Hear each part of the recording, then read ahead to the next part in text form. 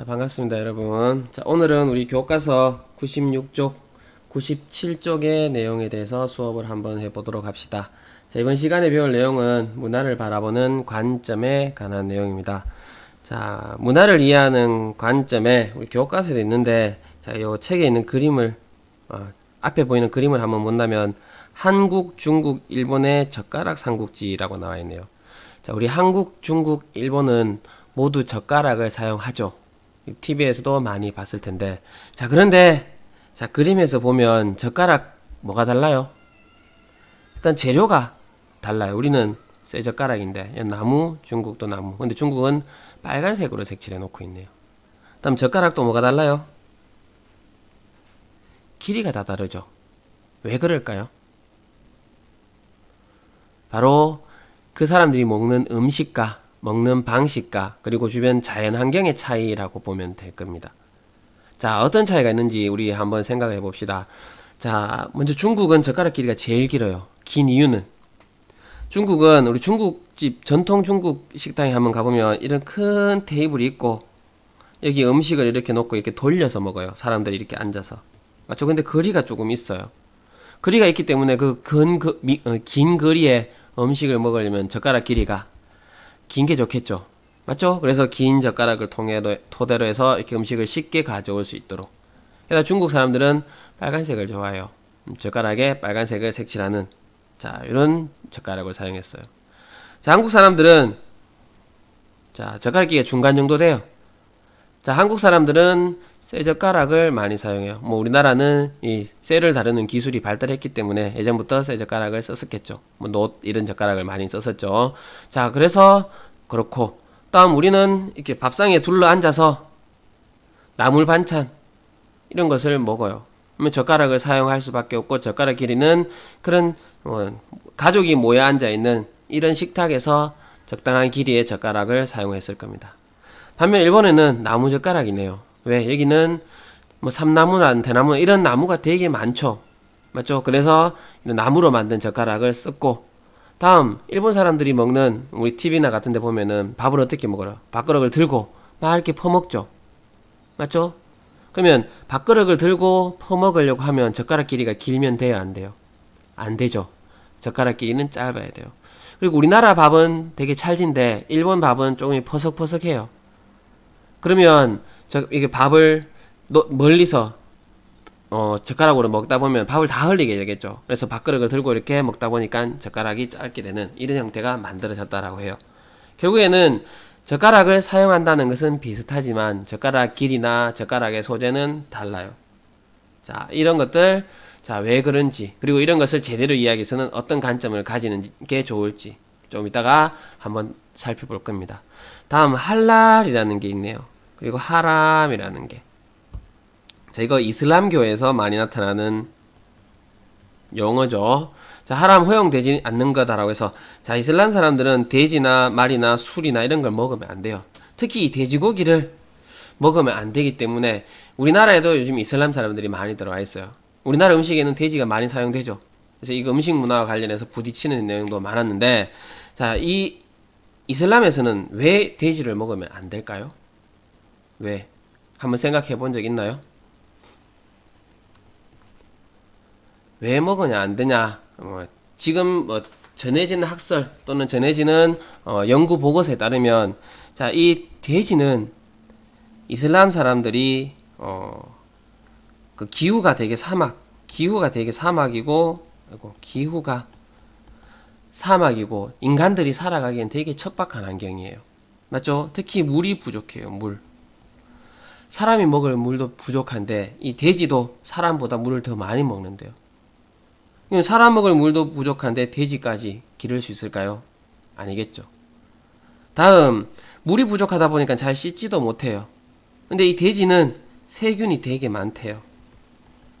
결국에는 불결한 동물로 여길 수밖에 없겠죠. 만약에 이 세균이 인간들에게 전파돼서 전염병이라도 돈다면 사람들한테 큰 문제가 발생할 수 있을 거니까.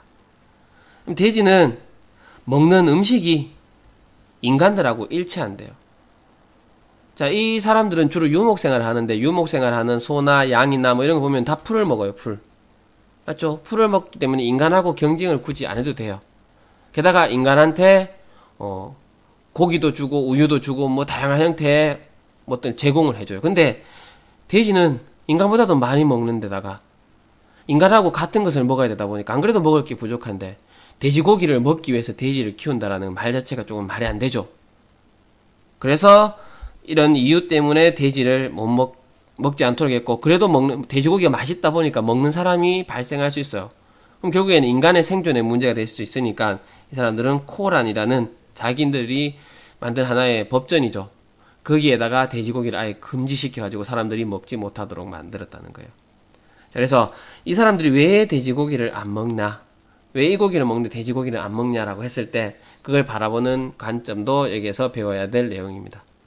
다음 이 소, 흰소, 힌두교 하면 등장하는 거죠. 힌두교, 인도에서는 소를 숭배, 신성시해요. 특히 흰 소를. 왜 그럴까요? 이것도 인도의 자연환경하고 어떻게 보면 상관이 있어요. 인도는 우기 때 벼농사를 지어야 돼요. 쌀. 우리도 예전에는 소가 밭을 갈고 모내기를 하고 하는데 많은 도움을 줬었죠. 만약에 소를 잡아 먹는다면 농사를 제대로 지을 수 있어요? 없어요? 없죠. 결국에는 이 소가 바로 농사일을 하는데 큰 힘이 됐기 때문에 소를 잡아 먹지 않았다는 거예요. 게다가 자, 이 지역에는, 특히 인도에는 나무가 많이 부족하대요. 근데 밥을 해 먹거나 할 때는 나무가 필요해요. 왜? 땔감으로 해야 되니까. 나무가 부족하니까 이 소가 풀을 먹고 싼 똥은 말리면은 이 화력이 엄청나게 좋아가지고 뭐 땔감으로 충분히 쓸 수 있대요. 땔감으로 쓸 수도 있고, 이 똥을 집을 짓는데 진흙하고 섞어서 집을 짓는데도 썼고, 게다가 우유, 이 우유를 활용해서 치즈나 버터를 만들 수도 있고, 즉 인간한테 많은 것을 주죠. 그래서 소를 신성시해서 함부로 잡지 못하도록 하는 이런 형태의 문화를 가지고 있다랍니다. 자, 그러면 우리 앞부분에서 문화는 지역마다 비슷한 것도 있지만 다른 것도 있다고 했는데, 자, 그 다른 문화를 이해할 때는 우리가 어떤 관점을 가지고 보는 게 좋을지 한번 생각을 해 봅시다. 자, 문화를 이해하는 관점에는 우리 크게, 잠시만요. 자, 문화를 이해하는 관점은 크게 세 가지가 있어요. 총체론적 관점. 자, 총체라는 뜻이 우리 다르게 보면 전체라고 보면 되겠죠. 전체. 구성 요소는 유기적인 관계예요. 유기적인 관계. 서로 상호 관련이 되어 있대요. 그러면 한 부분만 가지고 전체를 이해하면 돼야 안 돼요? 안 되죠. 전체와의 관련성 속에서 파악을 해야 된다라는 겁니다. 자, 그러면 아까 우리나라가 중간 정도의 젓가락을, 일본은 짧은 젓가락을, 중국은 긴 젓가락을 쓰는 이유는 그 주변의 환경, 먹는 음식이라든지 뭐 이런 거와 관련이 있다라는 겁니다. 또 이슬람이 돼지고기를 안 먹는 이유, 힌두교가 소고기를 안 먹는 이유는 자연환경, 그리고 인간의 어떤 경쟁적인 관계 또는 도움을 주는 그런 부분하고 다 연관이 있기 때문에 그런 행동을 하게 된다는 겁니다. 그래서 전체와의 관련성 속에서 문화를 파악해야 된다라는 게 총체론적 관점입니다. 다음 두 번째, 비교론적 관점. 말 그대로 비교한대요. 자, 한국, 중국, 일본 문화를 한번 비교해 보는 거야. 젓가락을 사용하네? 그거는 보편성이네. 그런데 젓가락 길이가 다 다르네. 젓가락을 만드는 재료도 다 다르네. 이렇게 한번 비교하면서 문화를 바라볼 수 있다는 거죠. 특히 이 비교를 하다 보면 자신의 문화의 객관적인 이해에 도움을 주게 된답니다. 다음 세 번째, 상대론적 관점. 이거는 우리 앞에서도 했는데 상대주의적 관점이라고 보면 되겠죠. 즉, 내 입장에서 보는 게 아니고 상대방의 입장에서 보는 거다라고 보면 될 겁니다. 그래서 그 사회의 역사적, 문화적, 환경적 배경의 영향을 받기 때문에 그 문화가 좋고 나쁨을 떠나서 나름의 의미와 가치를 지니고 있다라는 게 상대론적 관점입니다. 그래서 우리 입장에서 너희들 어떻게 돼지고기를 안 먹냐, 그 맛있는 것을 어떻게 소를 신성시하고 신처럼 숭배할 수 있냐, 이게 아니라는 거죠. 그 사회 입장에서 본다면 그럴 수 있겠구나 라는 그런 태도가 바로 상대론적 관점이라고 보면 될 겁니다. 자, 그래서 문화를 이해하는 관점은 총체론, 비교론, 상대론적 이 세 가지 관점이 있다라는 거 각각의 정의와 관련해서 꼭 알아둘 수 있도록 합니다. 자, 우리 이번 시간은 여기까지 할 수 있도록 합시다.